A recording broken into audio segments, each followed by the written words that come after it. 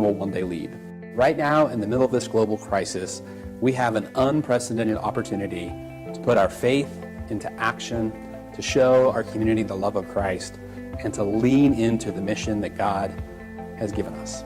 Right now, all around us, people are searching for answers, they're longing for hope, and they are hungry for significance and meaning. And so we will continue to build people, and we believe that God will continue to build His church.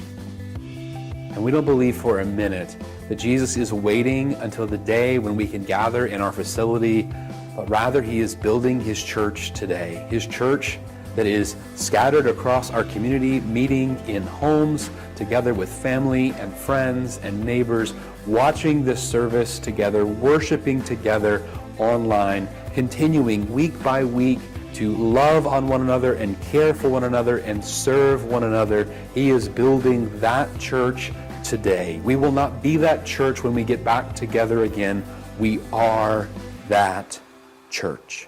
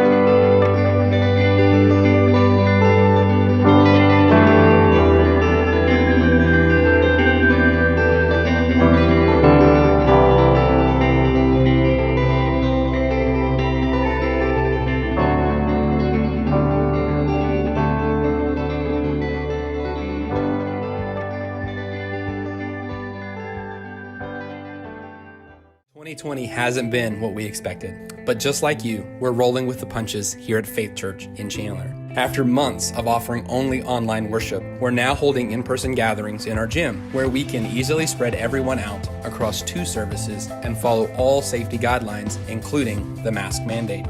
And for those who can't join us in person, we're working hard to make our online worship experience feel almost like being there.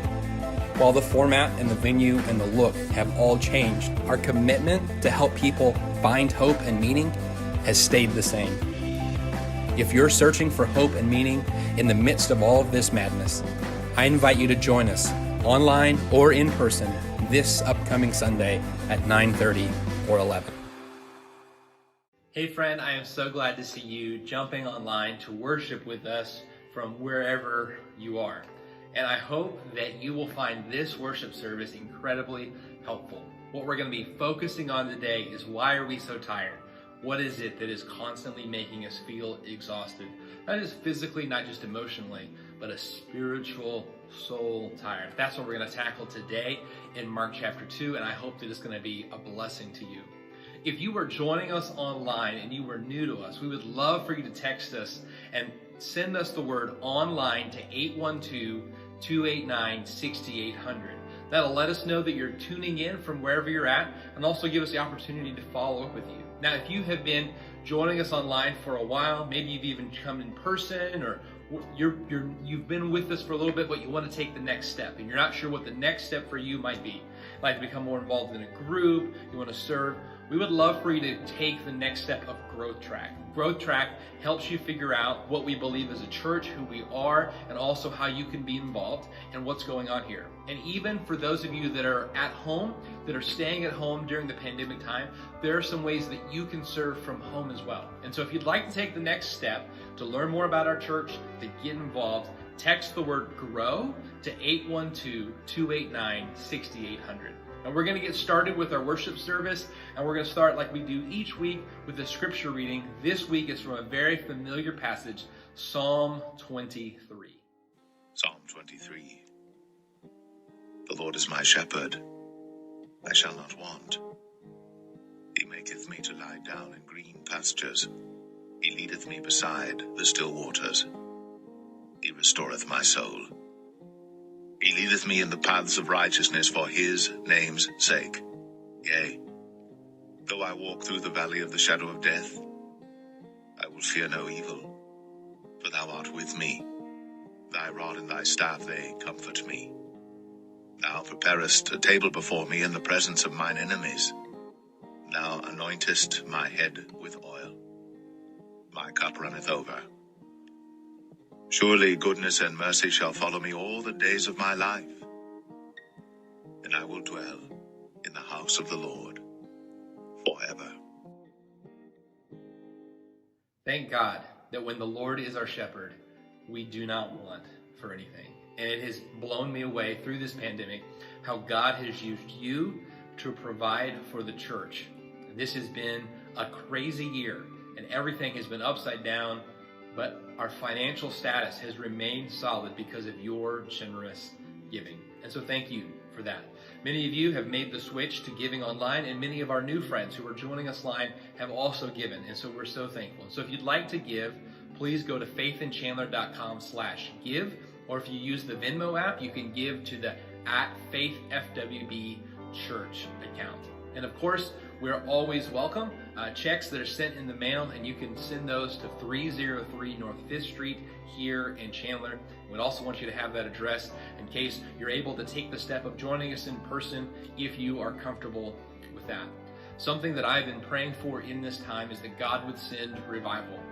Revival always follows on the heels of crisis, and we are definitely a world and nation in crisis right now.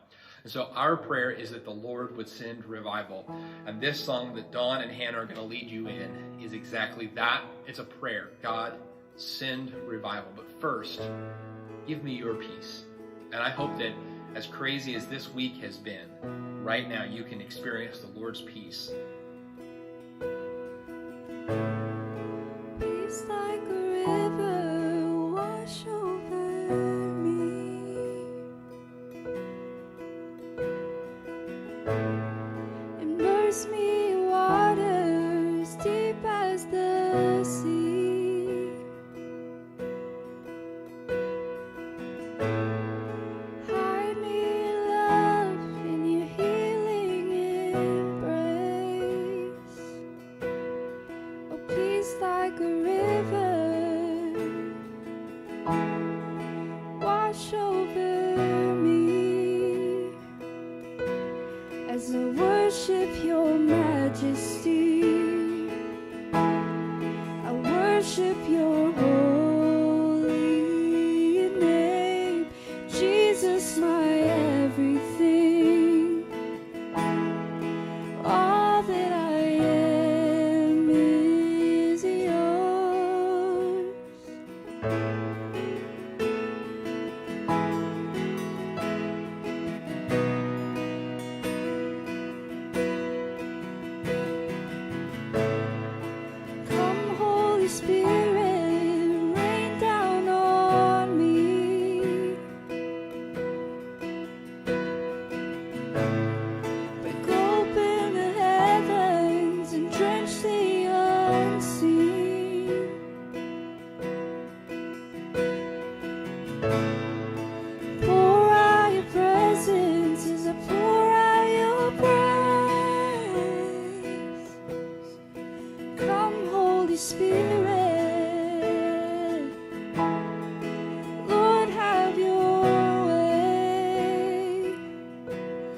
as I worship your majesty.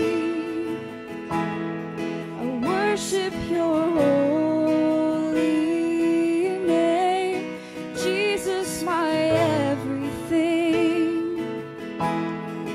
All that I am is yours as I worship your majesty. I worship your holy name, Jesus, my everything. All that I am is yours.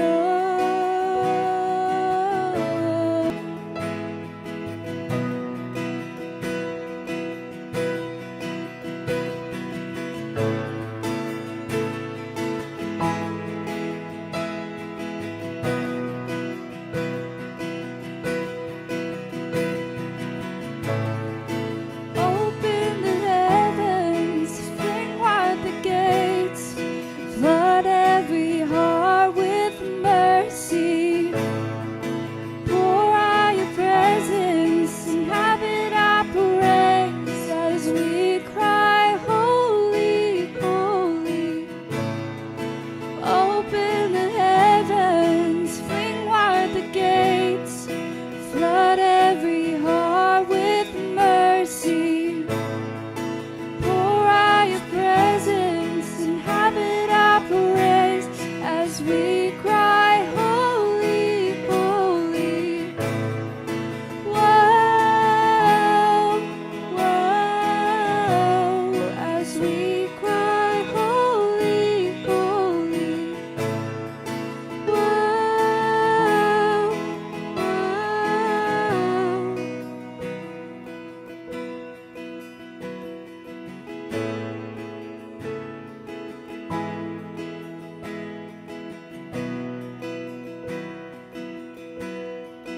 Lord, send revival, Lord, send it now. A move of your spirit, heaven break out. Come now in power, cover this land like you've done it before. Would you do it again? Lord, send revival, Lord, send it now. A move of your spirit, heaven break out. Come now in power, cover this land like you've done it before. Would you do it again? Heaven revival, Lord, send it now. A move of your spirit, heaven break out. Come now in power, cover this land like you've done it before. Would you do it again?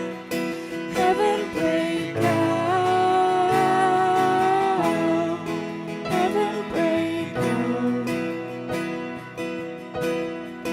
Heaven break out. Heaven break out. Lord, send revival, Lord, send it now. A move of your spirit, heaven break out. Come now in power, cover this land like you've done it before. Would you do it again? Lord, send revival, Lord, send it now. A move of your spirit, heaven break out. Come now in power, cover this land like you've done it before. Would you do it again? Back in 2018, I saw this news story on social media about the singer slash rapper Post Malone because he had gotten Always Tired tattooed on his face just under his eyes. And the reason people were talking about it on social media is that while they didn't really like the look of the tattoo, or they said, I'd never do that myself, I'd never get a tattoo like that myself, they said, I can relate. I can relate to always being tired. And maybe you can relate. maybe you can relate to always being tired, always needing another nap, or maybe not even really feeling physically tired and wanting a nap, but just feeling dragged, bedraggled, feeling sluggish, feeling like you have a lack of energy. Not too long ago, someone wrote about millennials and referred to them as the tired generation. And there are a whole lot of cultural and social reasons for that, technological reasons, and like poor mental health and phone addiction and loneliness, which contribute to this chronic exhaustion that is often present in the latest generation. What I want to point out and what I want to talk about today is the fact that this is not new. And though there are current trends that highlight this chronic exhaustion that we feel as a people, that we feel as a culture, that exhaustion and restlessness and weariness and anxiety, that these are things that we've had with us for a long time. I want to point out that this is something beyond physical fatigue. This is something beyond being emotionally tired. This is something beyond being culturally or socially or even politically exhausted. I want to point out to you today that more than all of that, we are soul tired. We have a weariness in our very souls. And I think the reason for this is that when Adam and Eve were dismissed from the garden, when God pushed them out of the garden because of their sin of eating of the tree of the knowledge of good and evil, God gave them a punishment. And for Adam's punishment, he said to him that you will eat by the sweat of your brow, that all of your days you will toil with struggle or suffering. And the word that's used here is literally a worrisome labor. It's a toil of suffering. It's a work of great difficulty or adversity.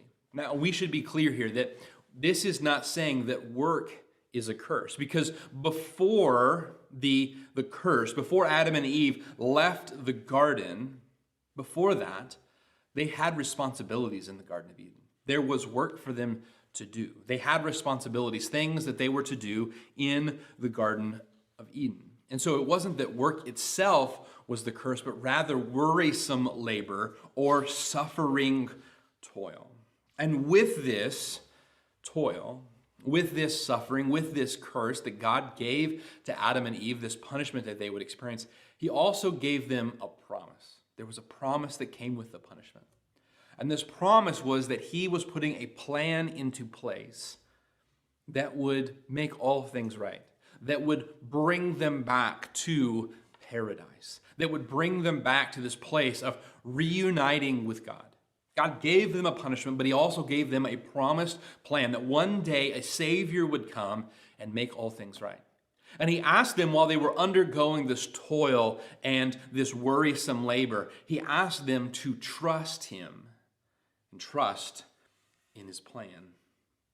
And throughout Scripture, we see that God institutes rules or practices. He encourages us to follow patterns, holy patterns that will help us remember to trust him.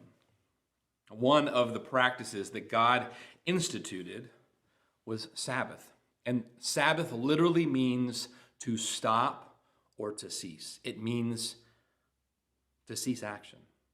And it was based on the fact that on the seventh day of creation, God created the heavens and the earth in 6 days. And on the seventh day, he Sabbathed, or he ceased from his creative action. He stopped. God created the world in 6 days and stopped or Sabbathed on the seventh. Now, this was important because God ceased from his work of creating the world, and now that the world had been cursed and work would be toilsome and suffering, we would be tempted to overwork.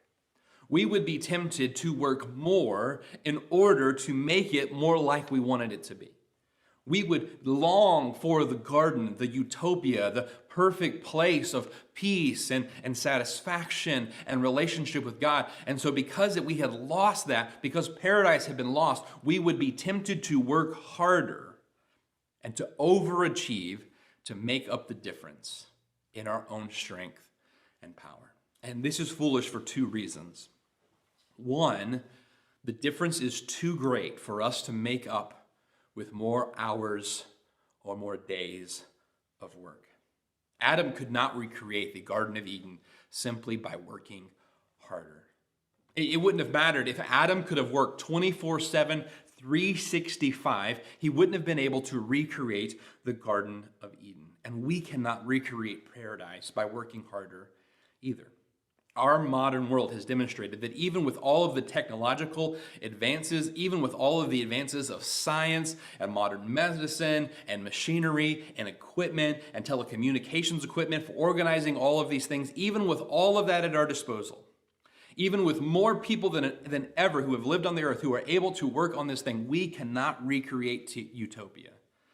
It's beyond us. Doesn't matter how hard we work, how smart we work, how organized we get our labor and endeavors, we are unable to recreate utopia. So it's foolish because we cannot recreate utopia. Doesn't matter if we use all 7 days of the week. This is only something that God can do in 6 days that we could never accomplish in 7 days. You see, God can do far more with 6 days than we can ever do with 7. And the second reason is that it's so foolish is that even if we could work all of the time and recreate utopia, we would be so worn to the bone. If we worked ourselves to the bone, we'd have nothing left to enjoy utopia with. You see, if we give our lives to toil and struggle, the things that we achieve through that toil and struggle cannot be enjoyed because we've wasted our life in the toil and struggle. We have spent ourselves up in that endeavor. God knew this. And so he instituted a pattern, a holy pattern of a weekly Sabbath, or literally a weekly stopping, a literal ceasing every week. And there are two main passages that give us the command to practice Sabbath in the Old Testament law. The first one is in Exodus 20. Let me read that to you. It's in Exodus 20, verses 8 to 11. This is in the Ten Commandments. Remember the Sabbath day to keep it holy.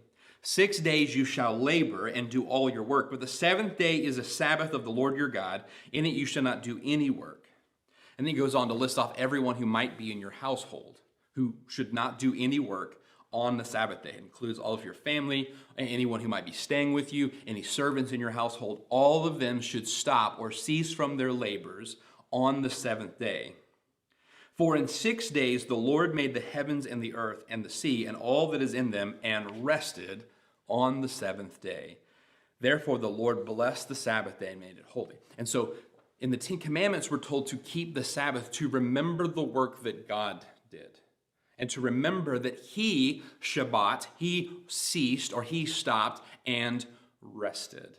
And so the Ten Commandments tell us to remember the Sabbath day, to keep it holy, to remember that God made the world in 6 days and then rested. But the other one in Deuteronomy chapter 5 gives us a different purpose. There's a different reason. The command is the same. The ceasing of action, the Shabbat is the same, but the purpose behind the command is different in this passage. Let me read it to you. Deuteronomy chapter 5, verses 12 to 15 say, keep the Sabbath day to keep it holy, as the Lord your God commanded you. 6 days you shall do your labor and do all your work, but the seventh day is a Sabbath of the Lord your God. In it you shall not do any work. And again, listing off everyone in your house, your family, any friends who are staying with you, servants of your household. And you are not to do any work, that even your servants may rest as well as you. You shall remember that you were a slave in the land of Egypt. And the Lord your God brought you out of there by a mighty hand and by an outstretched arm. Therefore the Lord your God commanded you to observe the Sabbath day. Now, we're told that we should rest in both of those passages. We're told that we should Shabbat or cease. But the purpose is different. Because the purpose in Exodus chapter 20 is that we're remembering what God has done. We're remembering him. remembering his great creative work and power. But Deuteronomy chapter 5 says that we should remember so that all in our household may rest, even our servants. And we should remember that we were at once servants. We were once slaves, and God has given us rest, so we should give rest to others as well.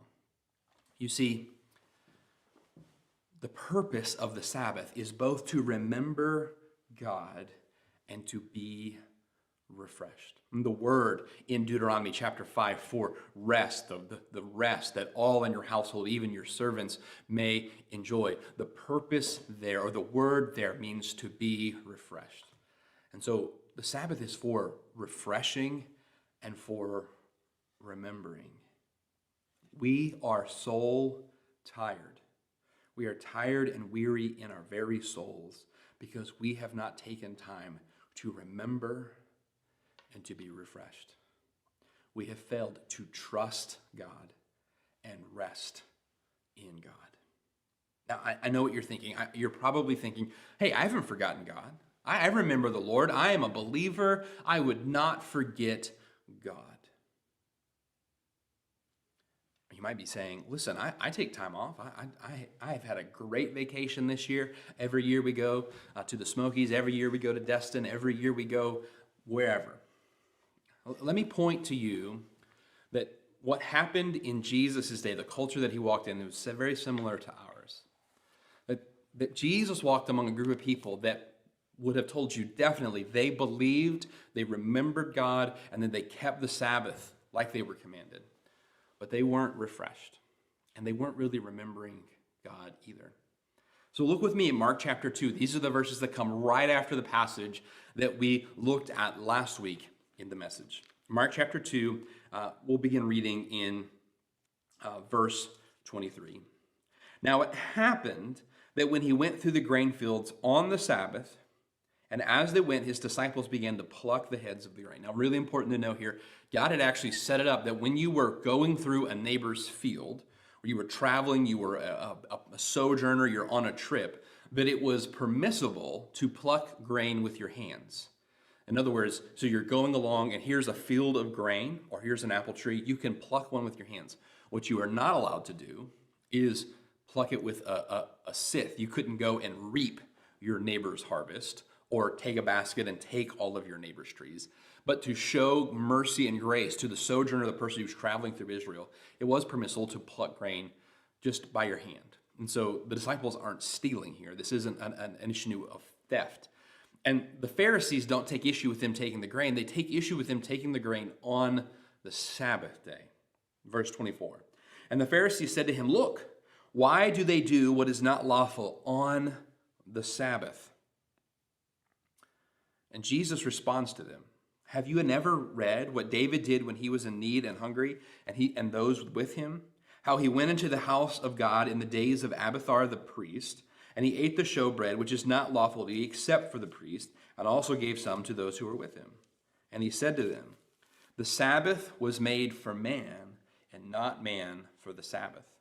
Therefore the Son of Man is also Lord of the Sabbath.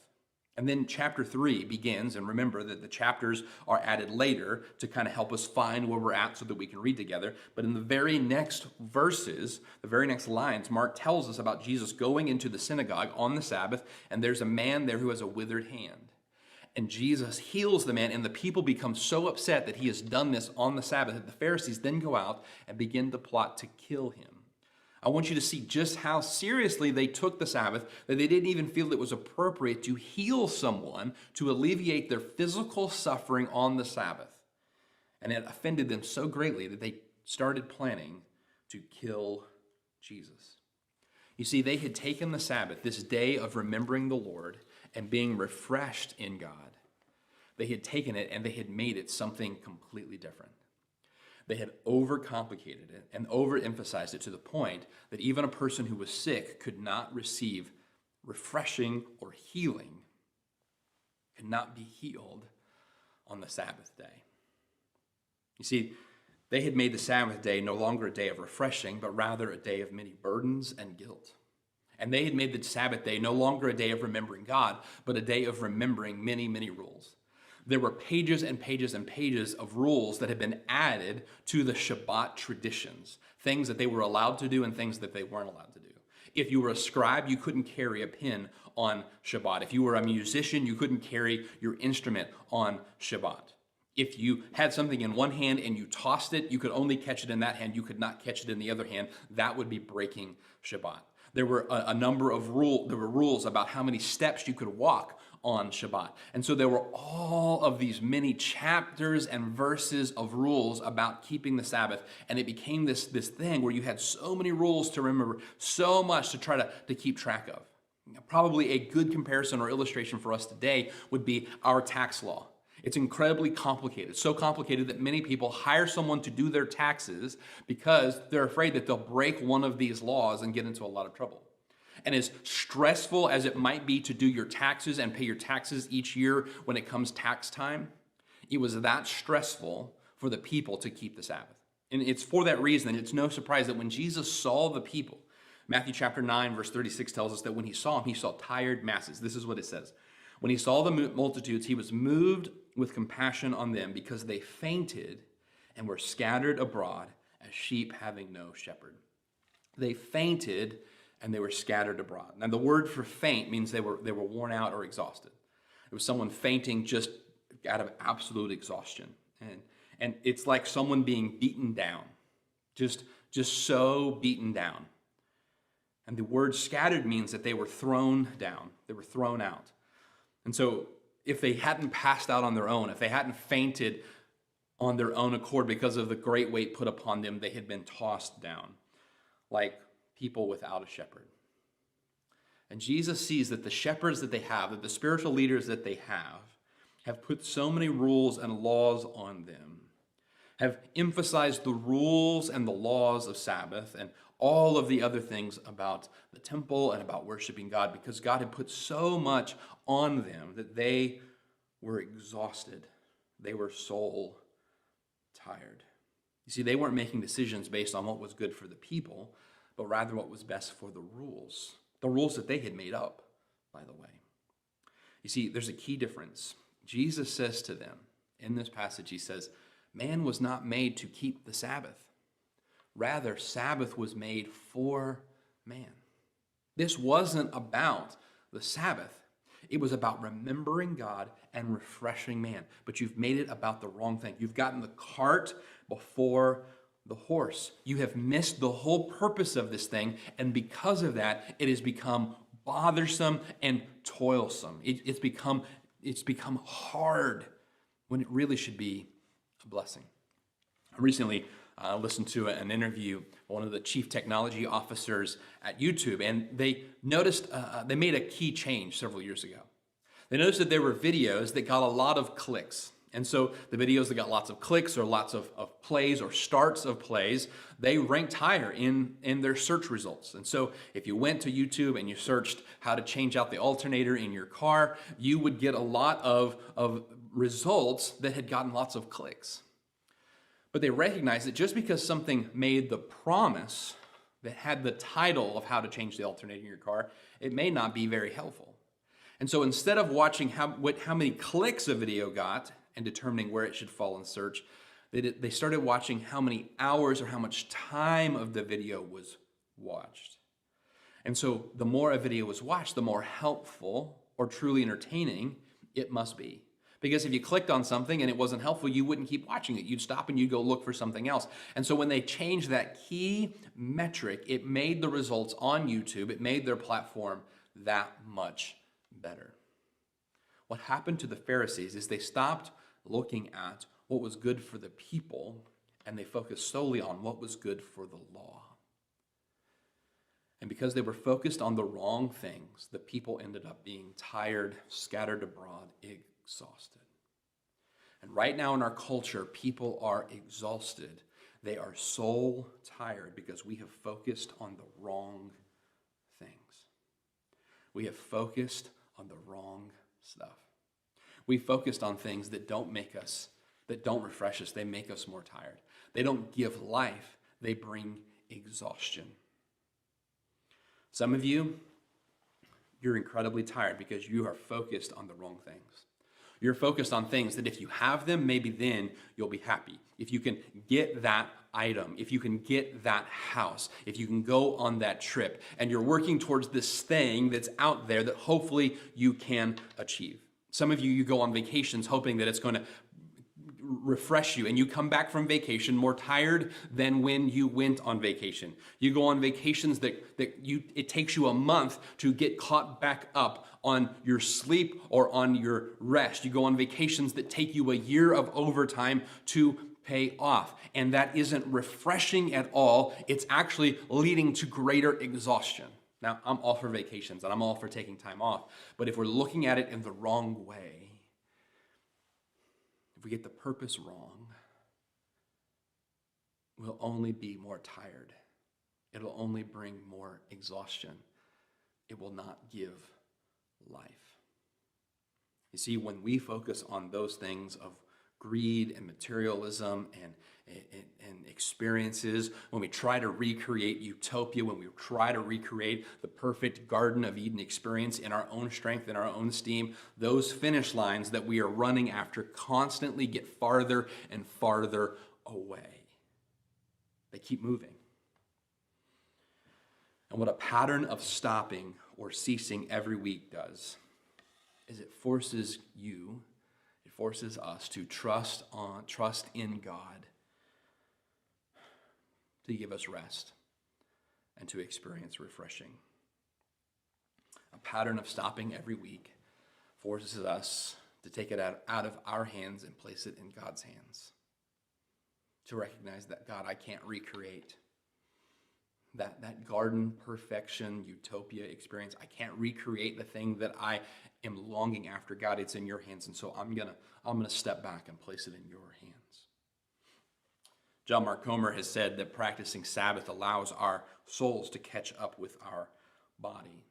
It gives us the opportunity to rest physically so that our soul can catch up with all of the things that we have been striving after. Now, it's important for me to note here that putting a holy pattern in place of taking a day to rest and stop will do you no good if you're not trusting Jesus with it. In this passage, when the Pharisees take issue with the disciples, Jesus calls himself the Lord of the Sabbath. Now, this is interesting because Mark is trying to show us that Jesus is the Son of God. And so far in his account of Jesus' life, he's told us in Mark 1, verse 1, that Jesus Christ is the Son of God. In verse 3 of chapter 1, he says that he's the Lord. In verses 7 and 8 of chapter 1, he says he's mightier than John the Baptist. In verse 11 of chapter 1, we have God the Father speaking from heaven saying, "This is my beloved Son, in whom I am well pleased." In chapter 1, we see that Jesus becomes the first preacher of the gospel message that he's come to deliver. And Mark 1:24, even the demons, when they encounter Jesus, they recognize him as the Holy One from God. And so Jesus has been given these titles, these names. But here, Jesus calls himself the Lord of the Sabbath. Now, Jesus is speaking to a group of people who have made Sabbath the priority. They've put Sabbath first. They put Sabbath in front of what truly matters. And so Jesus is speaking to these people who have made Sabbath a god, who have made these Sabbath rules their God. He's speaking to them, and he points out their hypocrisy first by talking about how David, who was one of their greatest kings, that he didn't obey this. And then he says, I am more than just like David. He doesn't set that up as an example of how, well, you give David a pass, so you should give me a pass. He doesn't set up like you overlook what David did, so you should overlook what I did. No, he goes beyond that. He says, I am greater than David. I am the Lord of the Sabbath. I'm not only greater than David, and I should get a pass from the Sabbath. I am the Lord of the Sabbath, so I am over the Sabbath. And this is huge. Because the people had made a god out of the Sabbath. They had put that before God. And Jesus is saying, I and I alone should be in that spot. Jesus was saying, I am God. Now for us today, most likely you haven't made a god out of Sabbath rules or Sabbath laws. but there's something in your life that you have made God. There's something in your life that you have made the preeminent, primary, utmost, most important thing. And the only one who should sit in that seat is God. The Sabbath is about remembering God. But you cannot remember what you have not recognized. And the Sabbath will do you no good in remembering who God is if God isn't God to you. The people were not getting any benefit out of Sabbath because they didn't recognize who God was. And Jesus says, I am that God. I am the God that the Sabbath is supposed to point to. Do I think it would be helpful for you to have a weekly day off where you thought on good things and you were refreshed? Absolutely. But it will matter none if you don't recognize that Jesus is Lord, because you can't remember what you haven't first recognized. For the Pharisees, the Sabbath laws needed to bow before King Jesus, who is the Lord. For us, maybe it's money or pleasure or status. What is the thing that has the preeminence or the priority in your life? It must bow to Jesus. I don't know what you're focused on, but a day off will not fix that. Only recognizing Jesus as King will fix that. But when you focus your eyes on Jesus, a day off to remember that and be refreshed is incredibly powerful. Now for me, taking a day to stop is hard because it feels like there's so much writing on the work that needs to be done. For me, the reminder that God is in control, even while there's plenty of work that needs to be done, the best thing I can do is put that in God's hand and trust Him with it. And recognize that He can deal with it better than I can. And then I'll be refreshed to play a role when He asks me to be a part of it. That's the struggle for me, is to step away from the work, to leave it in God's hands, to step back and let God take control. That's my struggle. But really the message that I need to hear is the same one that we find in the gospel. Because the gospel tells us that our sin is too much for us to handle.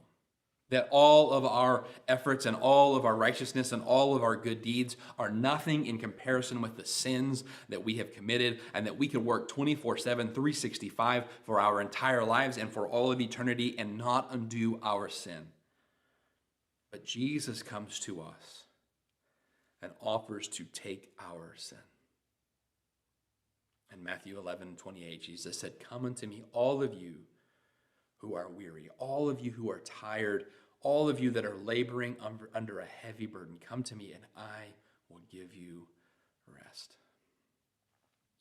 You see, the gospel message is that Jesus has come to take the burden of our sin, the toil and the curse of our sin.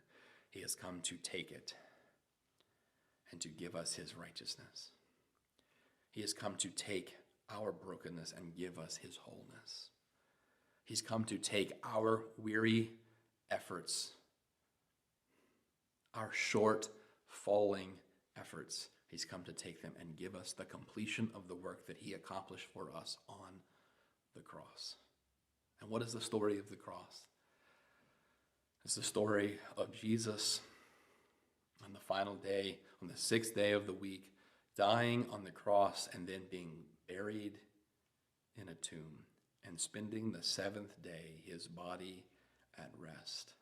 But then on the 8th day, the first day of the next week, Jesus rose again and began His new work in us.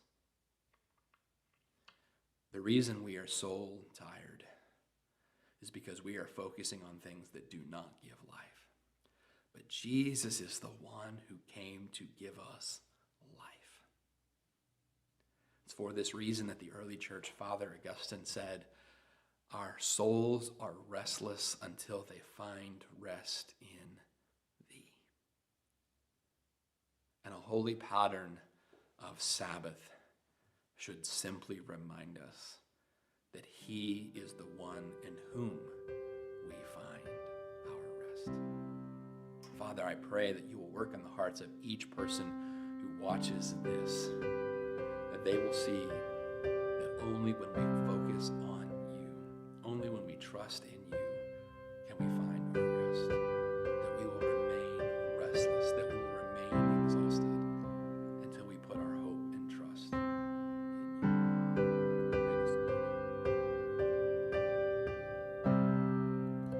If my heart could tell a story, if my life would sing a song,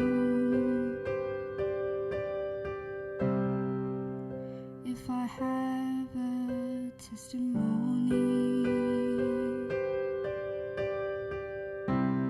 if I have anything at all,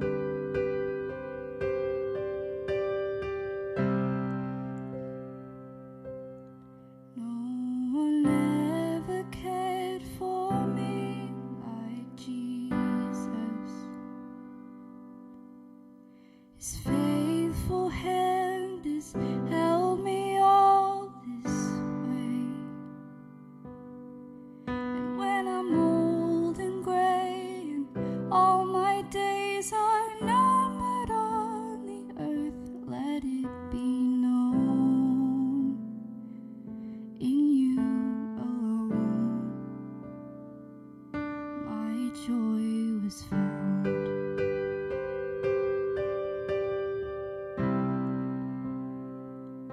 I found my joy. Let my children tell their children. Let this be their memory,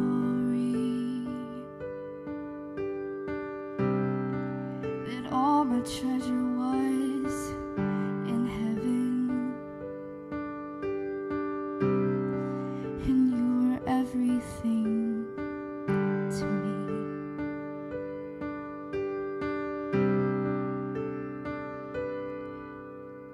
Ever cared for me like Jesus? His faithful hand has held me all this way. And when I'm old and gray and all my days are numbered on the earth, let it be known in you alone my joy was found. I found my joy.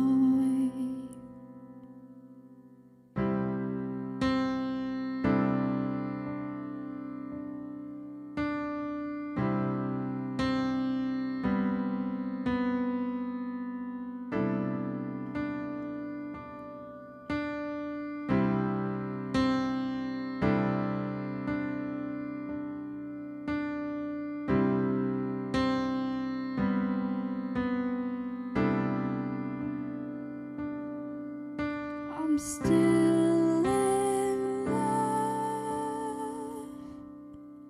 You're still enough for me. Still all I want. You're still my everything. Oh, I'm still